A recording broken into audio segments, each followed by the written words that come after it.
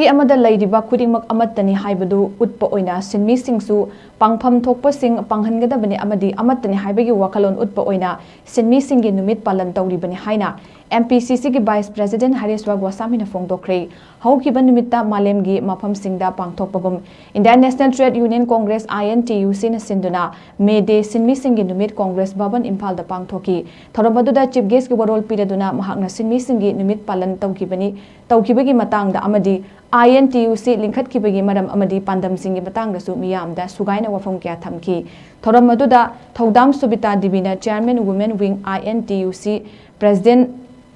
Preside Taukibaga Loinana S. Samcharan Singh, Chairman Legal Department Manipur PCC, and Mahananda Singh Social Worker, S. Sanjit Singh Secretary INTUC Manipur Branch Amadi Sinmee Singsu Sarukyaki.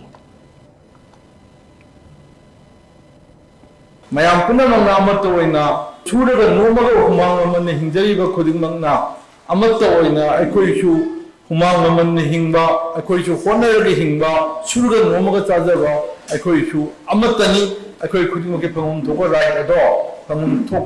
Thokpani, Kaiwan Phangaptagadi, Haibadu Leiriba organization Singasina, Madugi the Mokta, Akogi Tenava, Haiba Potuni and Night Hamzage, Lokshalapeda, Akogi Indian National Trade Union Congress, Sigi Matanda, Mayamana Kambire, Masi, Akogi. May tang ahum 1947 da lingkhat khibani na ina thenajai adu magi maruiba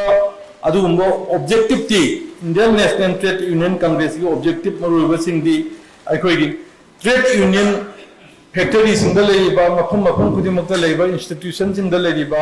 chura nomaga hingiba workers singana punna haijarage Sinmee singaidana madugi trade union semba adu organization singa chida yawiba workers sing promote toba aduga regional amasung pradesh branch ngasishu Indian National Trade Union Congress Manipur branch sana leisini samaina akogi pradesh branch semba